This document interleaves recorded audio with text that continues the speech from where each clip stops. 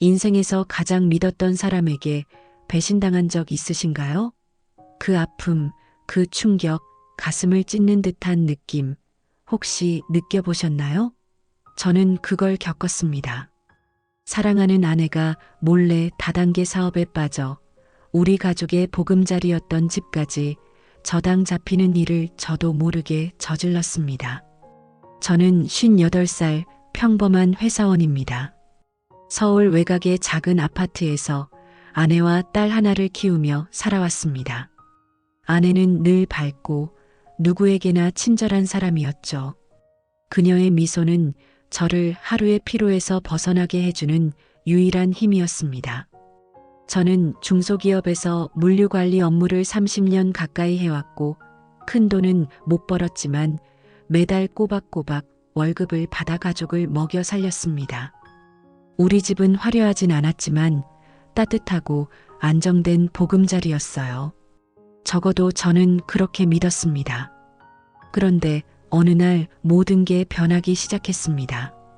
22개월 전, 그러니까 2023년 여름이었어요. 아내가 평소와 다르게 행동하기 시작했죠. 늘 저녁이면 거실 소파에 앉아서 드라마를 보던 그녀가 갑자기 집에 늦게 들어오거나 핸드폰을 손에서 놓지 않고 뭔가를 열심히 확인하는 모습이 자주 보였습니다.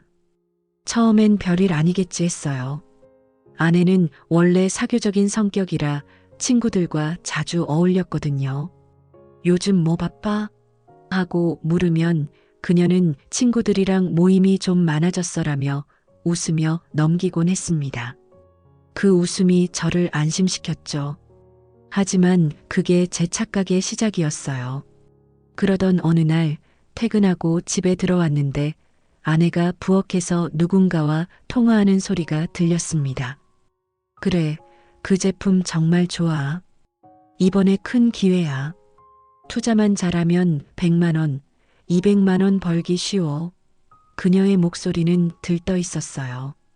평소 조용하고 차분한 아내가 아닌 마치 다른 사람 같았죠. 저는 문득 불안했지만 그냥 친구와의 수다겠거니 하고 넘겼습니다. 하지만 그날 밤 아내가 잠든 틈에 그녀의 핸드폰을 몰래 봤습니다. 평소라면 절대 하지 않을 일이었죠. 하지만 그때는 그냥 무언가 잘못됐다는 직감이 들었어요. 핸드폰 메신저에는 낯선 이름들과 끝없는 대화가 이어지고 있었습니다. 이번 달 목표 500만 원, 우리 팀 꼭 달성하자. 제품 설명회 10시부터 시작이야. 꼭 와. 이건 평생 한 번 올 기회야. 놓치면 후회해. 다단계 사업과 관련된 대화였어요. 건강식품, 화장품, 심지어 가상화폐까지 온갖 상품을 팔며 사람들을 모집하는 내용이 가득했죠. 저는 충격을 받았습니다. 아내가 이런 일에 빠져 있다니 도저히 믿기지 않았어요. 그녀는 늘 신중하고 돈에 대해선 저보다 더 꼼꼼한 사람이었으니까요. 다음 날 아침 저는 조심스럽게 물었습니다. 여보, 요즘 무슨 일 있어? 당신 폰에서 이상한 메시지들 봤는데 아내는 순간 당황한 표정을 지었지만 이내 웃으며 말했어요. 아, 그거 그냥 친구가 건강식품 사업 시작했는데 나도 좀 도와주고 있는 거야. 별거 아니야. 그녀의 말투는 가벼웠지만 눈빛은 어딘가 불안해 보였어요. 별거 아니라면 왜 나한테 말 안 했어? 우리 부부잖아. 이런 건 같이 상의해야지. 제 말에 아내는 잠시 머뭇거리더니 걱정시킬까봐 그랬어. 그냥 소소한 부업이야. 돈도 좀 벌 수 있고 라고 대답했어요. 저는 더 캐묻지 않았습니다. 아내를 믿고 싶었거든요. 하지만 그게 제 첫 번째 실수였어요. 시간이 지나면서 아내의 행동은 점점 더 이상해졌습니다. 매주 주말이면 친구 모임이라며 집을 비웠고 심지어 평일 저녁에도 늦게 들어오기 일쑤였어요. 집에 있을 때는 늘 핸드폰만 들여다보며 누군가와 메시지를 주고받았죠. 한 번은 딸이 엄마 요즘 왜 이렇게 바빠?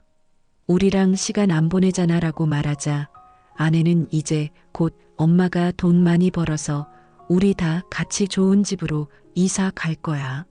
라고 대답했어요. 그 말에 저는 더 불안해졌습니다. 좋은 집? 우리 집은 뭐가 문제란 거지?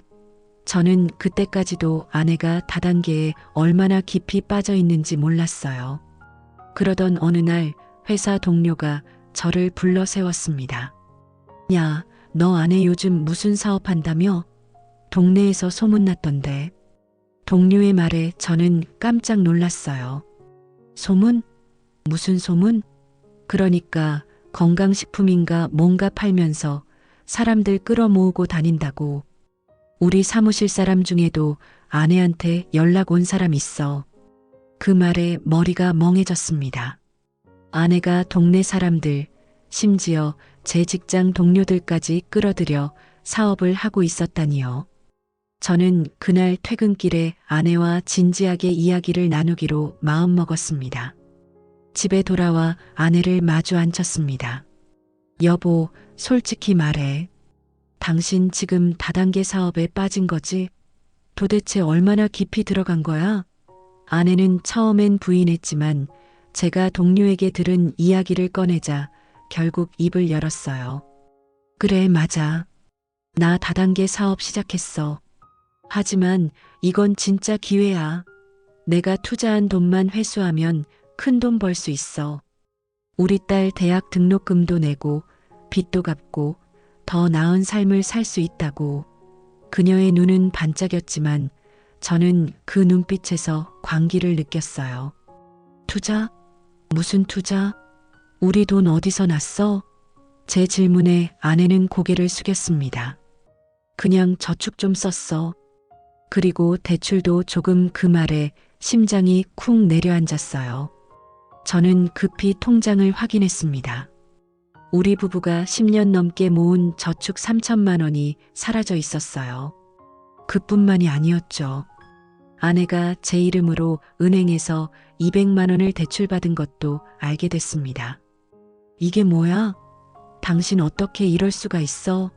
저는 분노와 배신감에 소리를 질렀어요. 아내는 울면서 말했어요. 미안해, 정말 미안해. 하지만 이 사업이 성공하면 다 갚을 수 있어. 나 믿어줘. 그녀의 말은 간절했지만 저는 더 이상 그녀를 믿을 수 없었어요. 그날 밤 저는 잠을 이루지 못했습니다. 사랑했던 아내가 우리 가족의 미래를 위해 모은 돈을 허황된 꿈에 날려버렸다는 사실이 믿기지 않았어요. 며칠 후 저는 아내가 가입한 다단계 회사의 실체를 알아보려고 인터넷을 뒤졌습니다. 2025년 기준 다단계 사업은 여전히 한국에서 논란이 많은 산업이에요. 공정거래위원회 자료에 따르면 2023년 다단계 판매원 수는 약 100만 명에 달했지만 그중 상위 1%만이 실제로 수익을 내고 나머지는 손실을 보는 구조라고 했어요. 아내가 투자했다는 건강식품 회사는 이름만 검색해도 피해 사례가 줄줄이 나왔습니다. 고수익 보장이라는 미끼로 사람들을 끌어들이지만 결국엔 제품 재고만 쌓이고 빚만 늘어나는 경우가 대부분이었죠. 저는 아내에게 이 사실을 보여주며 말했어요. 이거 사기야. 당신 지금 속고 있는 거라고. 하지만 아내는 고개를 저으며 말했어요. 그건 다른 사람들이잖아. 우리 팀은 달라. 나만 열심히 하면 성공할 수 있어. 그녀의 고집에 저는 절망했습니다. 그렇게 몇 달이 흘렀습니다. 아내는 점점 더 사업에 몰두했고 집안은 엉망이 됐어요. 딸은 엄마와 대화가 안 통한다며 방에 틀어박혔고 저는 매일 아내와 다퉜습니다. 그러던 어느 날 은행에서 편지 한 통이 왔습니다. 우리 아파트가 저당 잡혔다는 통지였어요. 저는 눈앞이 깜깜해졌습니다. 이게 뭐야? 당신 설마 집까지. 아내는 울면서 고백했어요. 사업 자금이 필요했어. 은행에서 대출 받으려면 담보가 필요했는데 미안해. 정말 미안해. 우리 집, 우리 가족의 유일한 안식처가 아내의 무모한 선택으로 위태로워졌다는 사실에 저는 할 말을 잃었습니다. 그날 밤 저는 아내에게 소리쳤어요. 당신 때문에 우리 다 망했어. 이제 우린 어디서 살아? 아내는 그저 울기만 했습니다. 집이 저당 잡혔다는 통지를 받은 날, 저는 아내와 마주 앉아 진지하게 이야기를 나눴습니다. 여보, 이제라도 정신 차려. 이 사업 계속하면 우리 다 길거리에 나앉아. 아내는 눈물을 흘리며 말했어요. 나도 알아, 미안해. 하지만 이미 투자한 돈이 너무 많아. 지금 포기하면 다 날리는 거야. 그녀의 말은 절박했지만 저는 더 이상 그 말을 믿을 수 없었어요.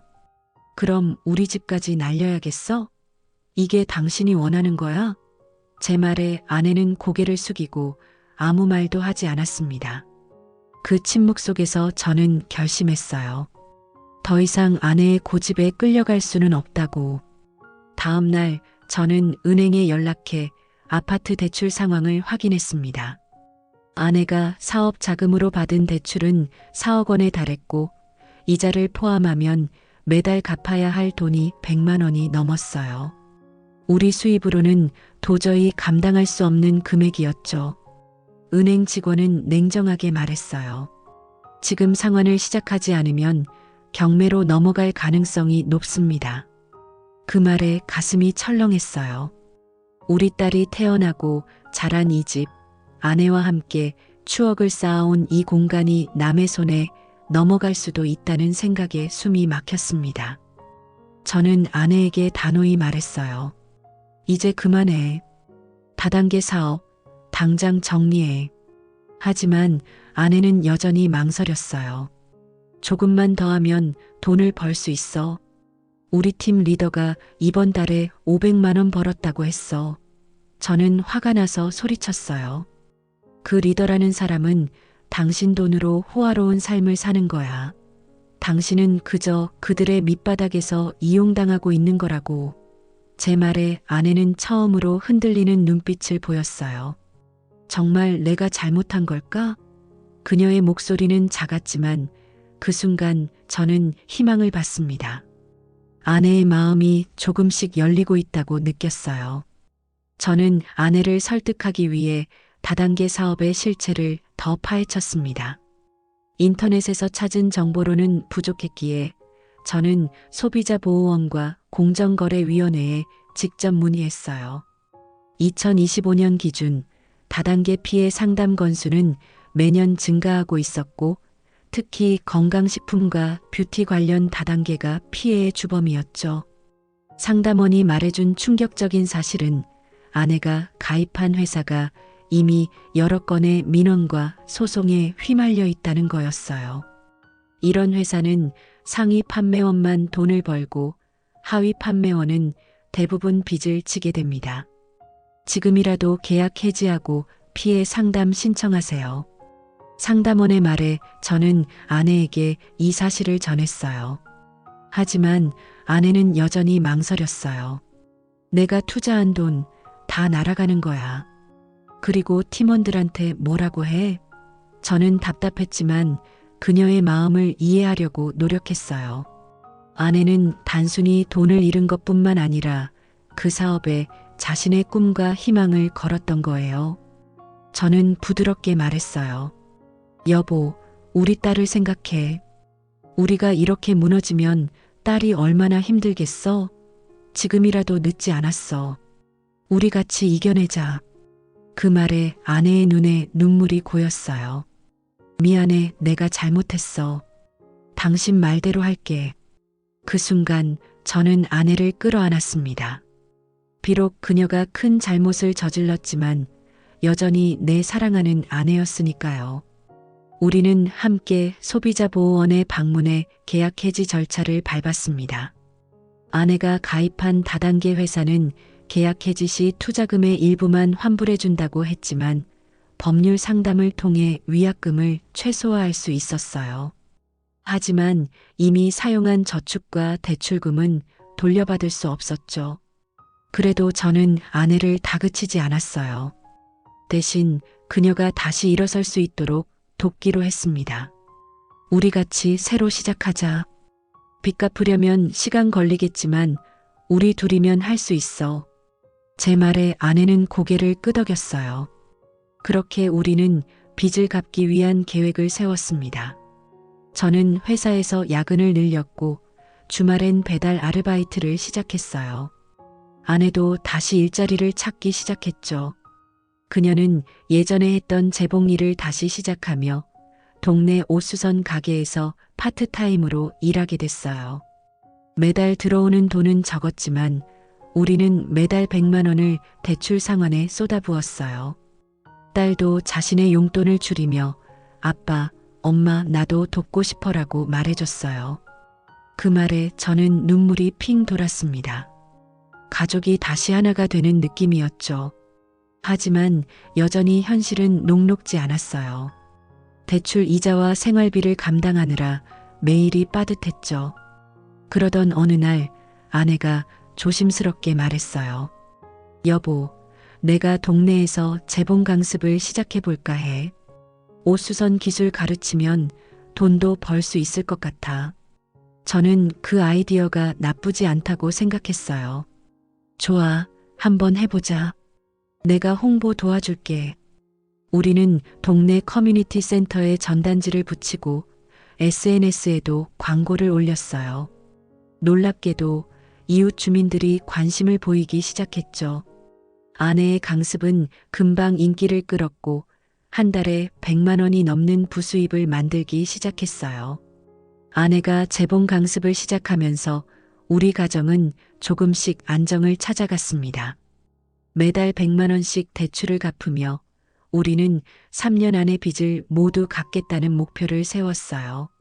아내의 강습은 입소문을 타면서 점점 더 많은 수강생이 생겼고 저도 배달 아르바이트와 회사 일을 병행하며 최선을 다했죠.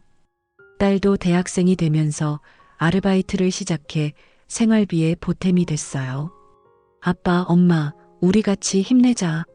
딸의 말은 우리 부부에게 큰 힘이 됐습니다. 그때만 해도 저는 모든 게 잘 풀릴 거라고 믿었어요. 하지만 운명은 우리를 또다시 시험했어요.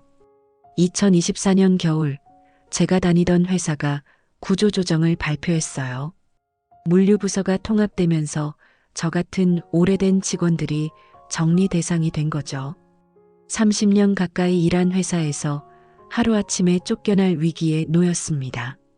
이 나이에 어디서 일자리를 찾나 퇴직 통보를 받은 날, 저는 집으로 돌아오는 길에 하염없이 눈물을 흘렸어요. 아내와 딸에게 이 소식을 어떻게 전해야 할지 막막했죠. 집에 돌아와 아내에게 사실을 털어놓았습니다. 여보, 나 회사에서 잘렸어. 이제 어쩌지?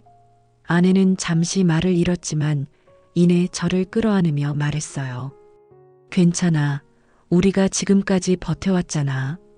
이번에도 이겨낼 수 있어. 그녀의 따뜻한 말에 저는 눈물이 터졌어요. 아내가 다단계 사업으로 실수했을 때 제가 그녀를 용서했던 것처럼 이번엔 아내가 저를 위로해줬어요. 그 순간 우리는 서로에게 얼마나 소중한 존재인지 다시 한번 깨달았습니다. 저는 새 일자리를 찾기 위해 여기저기 이력서를 넣었지만 58살의 나이에 마땅한 일자리를 찾는 건 쉽지 않았어요. 2025년 한국의 고용시장은 50대 이상에게 특히 가혹했죠. 통계청 자료에 따르면 50대 이상의 실업률은 여전히 높았고 대부분 비정규직이나 저임금 일자리에 내몰리고 있었어요. 그래도 저는 포기할 수 없었어요. 우리 집을 지키기 위해, 가족을 위해 무슨 일이든 해야 했죠. 그러던 중 아내가 뜻밖의 제안을 했어요. 여보, 우리 같이 작은 가게를 해보면 어때? 내가 재봉 강습으로 돈을 좀 모았는데 옷수선과 커스텀 의류를 파는 가게를 내면 좋을 것 같아. 저는 처음엔 망설였어요. 가게, 우리한테 그럴 돈이 어디 있어? 그리고 또 실패하면 어쩌려고? 하지만 아내는 단호했어요. 이번엔 달라. 내가 다단계에서 배운 게 있다면 사람들과의 신뢰가 중요하다는 거야. 우리 동네에서 작게 시작해보자. 그녀의 눈빛은 다시금 열정으로 빛났지만 이번엔 무모함이 아닌 단단한 결심이 담겨 있었어요. 우리는 아내의 강습 수입과 제 퇴직금 일부를 모아 동네 상가에 작은 가게를 얻었어요. 가게 이름은 딸의 제안으로 희망 스티치라고 지었죠. 아내는 옷수선과 맞춤 의류를 만들었고 저는 가게 운영과 배달 서비스를 담당했어요. 처음엔 손님이 뜸했지만 아내의 정성스러운 손길과 입소문 덕분에 점점 단골이 늘어났어요. 특히 젊은 층 사이에서 커스텀 의류가 인기를 끌면서 한 달에 200만 원이 넘는 매출을 올리기 시작했어요. 그런데 또 다른 문제가 생겼어요. 아내가 예전에 다단계 사업에서 만난 사람들이 가게로 찾아오기 시작한 거예요. 언니, 우리 다시 사업 시작하자. 이번엔 진짜 큰 돈 벌 수 있어. 그들은 여전히 아내를 사업으로 끌어들이려 했어요. 저는 화가 나서 그들을 쫓아냈지만 아내는 흔들리는 모습을 보였어요. 여보, 혹시 내가 또 잘못된 선택을 하는 걸까? 그녀의 말에 저는 단호히 대답했어요. 아니야, 당신은 지금 잘하고 있어. 우리 가게는 정직하게 돈을 버는 거야. 그 사람들 말 안 들으면 돼. 아내는 제 손을 꼭 잡으며 고개를 끄덕였어요. 그렇게 우리는 가게를 키워나갔습니다. 딸도 주말마다 가게에 나와서 SNS 마케팅을 도왔어요. 그녀는 인스타그램과 틱톡에 우리 가게의 커스텀 의류를 올리며 젊은 손님들을 끌어모았죠. 2025년 기준 한국의 소셜미디어 마케팅은 소규모 사업체에도 큰 기회를 주고 있었어요. 딸의 노력 덕분에 우리 가게는 지역에서 제법 이름을 알리게 됐습니다. 한 달에 300만 원의 매출을 넘기면서 우리는 대출 상환을 계속 이어갈 수 있었어요. 하지만 이 과정에서 저는 아내와의 관계가 점점 더 깊어지는 걸 느꼈어요. 다단계 사건으로 서로에게 상처를 줬지만 그 상처를 함께 치유하며 우리는 더 단단해졌습니다. 아내는 저에게 말했어요. 당신이 날 포기하지 않아줘서 고마워. 당신이 없었다면 난 아직도 그 늪에서 헤어나오지 못했을 거야. 저도 미소를 지으며 대답했어요. 나도 마찬가지야. 당신이 내 곁에 있어줘서 다시 일어설 수 있었어. 희망 스티치는 개업 1년 만에 동네에서 제법 알려진 가게가 됐어요. 아내의 정성스러운 옷수선과 독창적인 커스텀 의류는 젊은 층뿐만 아니라 나이든 단골들까지 끌어모았죠. 특히 아내가 만든 에코백과 업사이클링 의류는 2025년 트렌드에 딱 맞아 큰 인기를 끌었어요. 환경을 생각하는 소비가 늘어나면서 지속 가능한 패션을 추구하는 고객들이 우리 가게를 찾았죠. 한 달 매출이 400만 원을 넘기면서 우리는 대출 상환 속도를 높일 수 있었어요. 이제 집을 지킬 수 있다는 희망이 점점 현실이 되어갔습니다. 그렇게 2년째 가게를 운영하던 어느 날 뜻밖의 소식이 찾아왔어요. 딸이 대학에서 패션 디자인 동아리에 가입해 우리 가게의 의류를 프로젝트로 소개한 거예요. 그 프로젝트가 지역 디자인 공모전에서 대상을 받았고 지역 신문과 유튜브 채널에 우리 가게가 소개됐습니다. 폐의류를 재활용해 독창적인 패션을 만드는 부부의 이야기라는 제목으로 기사가 나가면서 전국에서 주문이 쏟아지기 시작했어요. 저는 믿을 수 없었어요. 여보, 우리 가게가 이렇게 될 줄 누가 알았겠어? 아내는 웃으며 대답했어요. 이게 다 우리 딸 덕분이야. 그리고 당신이 날 믿어준 덕분이지. 이 기회를 놓치지 않으려고 우리는 가게를 확장하기로 했어요. 동네 상가에서 조금 더 큰 공간으로 옮겼고 아내는 재봉 강습을 정식 클래스화해 더 많은 수강생을 받았죠. 저는 가게의 배송과 재고, 관리를 맡으며 물류 경험을 살렸어요. 딸은 SNS 마케팅을 계속하며 우리 가게를 전국적인 브랜드로 키우는데 일조했죠. 2025년 기준 한국의 소규모 패션 브랜드는 SNS와 전자상거래 플랫폼을 통해 급성장하고 있었어요. 우리는 이 흐름을 타고 한 달에 600만 원의 매출을 꾸준히 올리게 됐습니다. 그러던 중 아내가 조심스럽게 제안을 했어요.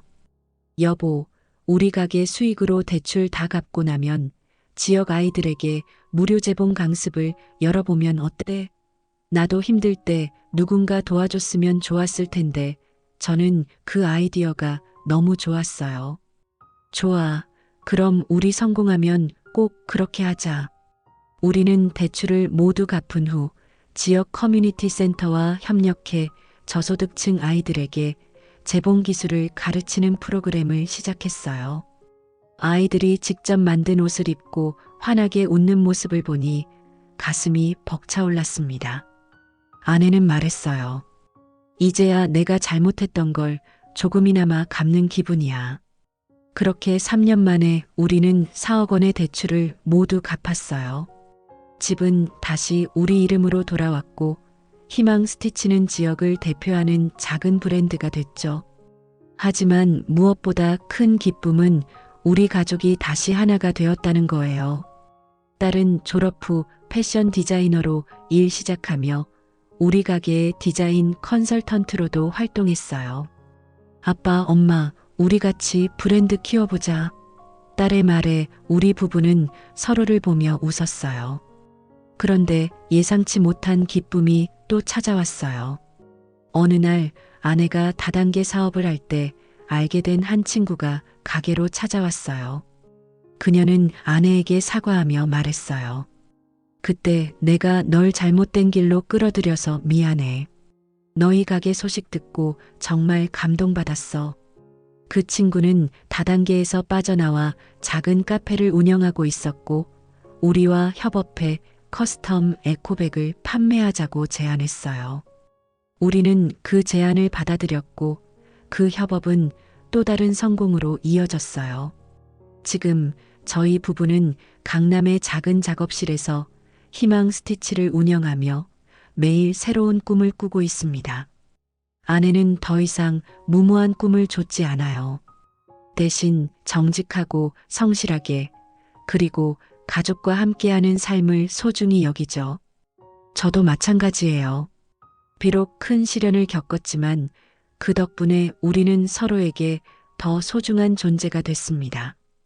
지금 혹시 사랑하는 사람과 갈등을 겪고 있거나 믿었던 사람에게 상처받았다면 제 이야기를 기억해 주세요. 용서와 믿음 그리고 함께 나아가는 용기가 있다면 어떤 위기도 이겨낼 수 있습니다. 시청해 주셔서 감사합니다.